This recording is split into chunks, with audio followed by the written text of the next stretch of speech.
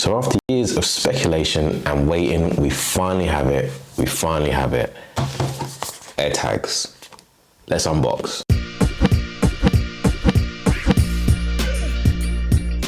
It's actually typical Apple, to be fair. Minimalistic packaging, just says AirTags on the front. Let's have a look. So you fold it out, boom. You've got some small instructions just here and here. And then you've got your AirTags. Let's pop one out. Oh, I like these. These are actually quite tidy, to be fair. I can see one fatal flaw though. I can see it. This is a fingerprint and scratch magnet. I can see it already. Right here, they should have finished this in a matte color rather than making it a shiny kind of color. Let's keep peeling though. Even the other side, the white side as well.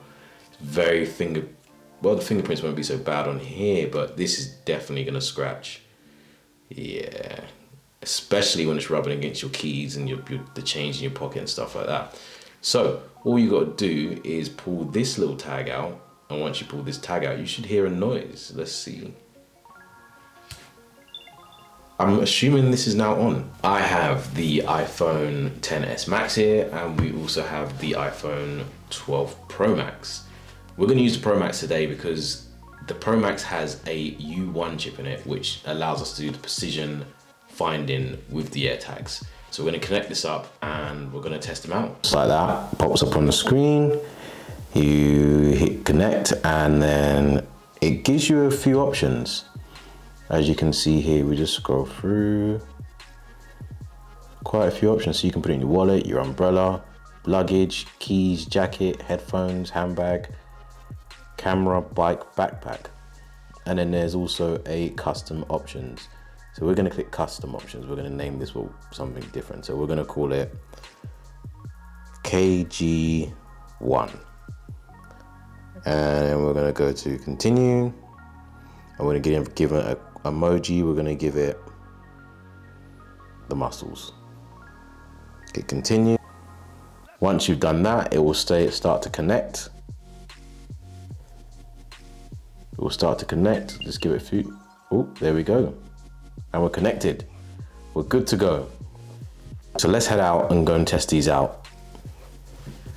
So let's get into some tech specs for the AirTags. Splash, dust resistant and water resistant up to 1 meter in depth for a maximum of 30 minutes. The AirTag also has a built-in speaker, which you can't actually see on the actual tag. I assume it's underneath the white covering. With an Apple designed U1 chip for ultra wideband and precision finding. It's also powered with some user replaceable cell coin batteries. And possibly my favorite part is the batteries do not need to be replaced for a minimum of at least a year. To use your AirTags, you'll need to use the Find My app to access all the features. And the system requirements, you need to be using the 14.5 iOS or later. So the AirTags come in at a price point of £29 for a single one, or the more value option, which I think is better, for £99 for 4. Accessories are sold separately. So for example, the key ring or the loop are sold at a starting point of around about £28.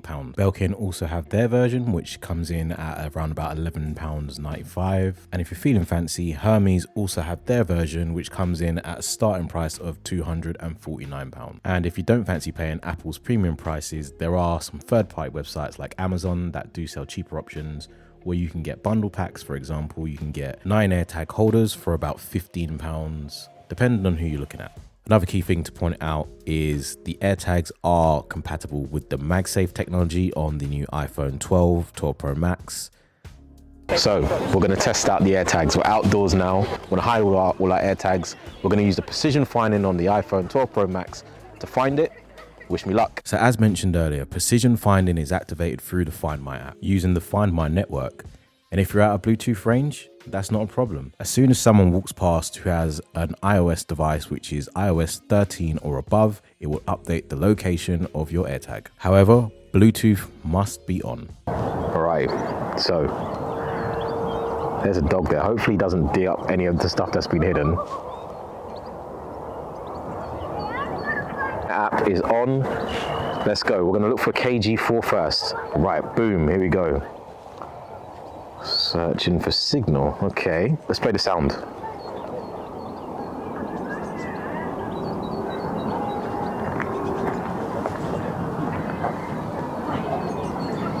Okay, we've got a weak signal here. Let's try going this way.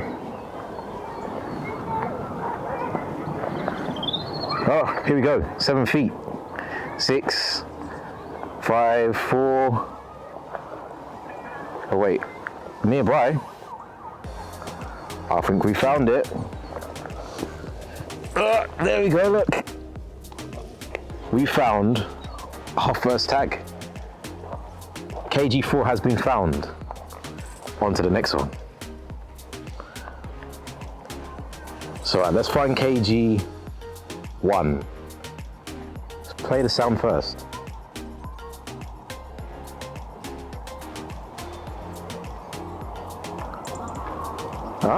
AirTag is not reachable, so that is slightly a bit further.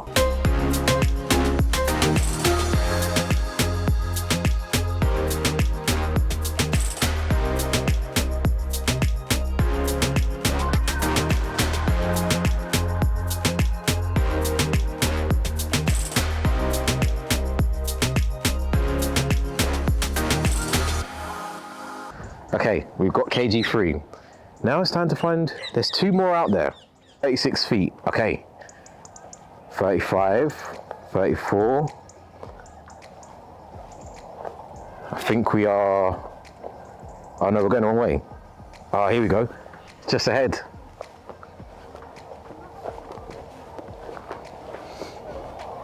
I think we found it. Boom, there we go, you found another one. To your right.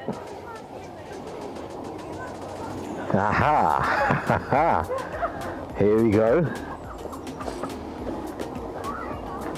So let's keep going ahead. And I think we found it.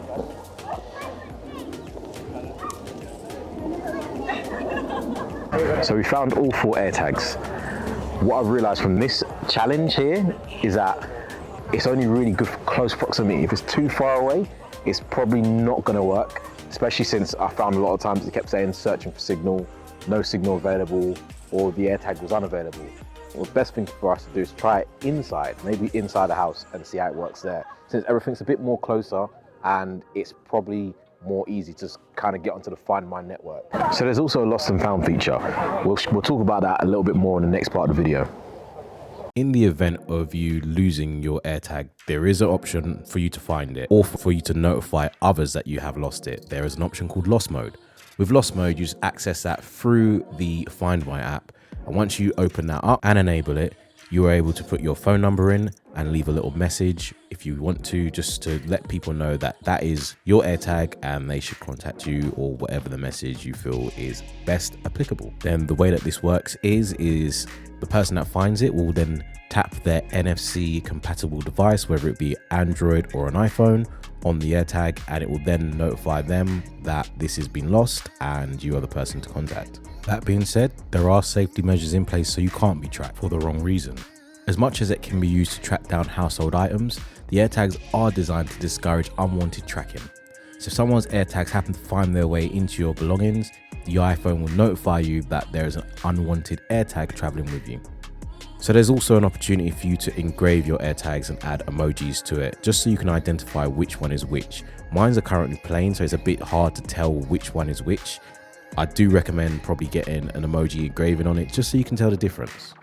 So overall, I'll give the AirTags an 8.5 out of 10. I do think they're very cool and very handy. I do see myself using them more often, especially with my front door keys. They're always a problem to find. I feel the precision tracking was very accurate and very impressive. I found it more beneficial to use inside the house rather than outside.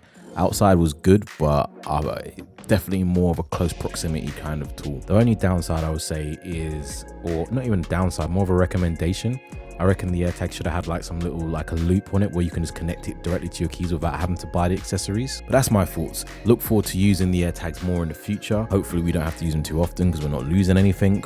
But let me know down below in the comments what you guys think of the AirTags, and will you use them in future? Do you see a valid use for them? Make sure you hit the like button. Thanks for watching, and I'll see you in the next one.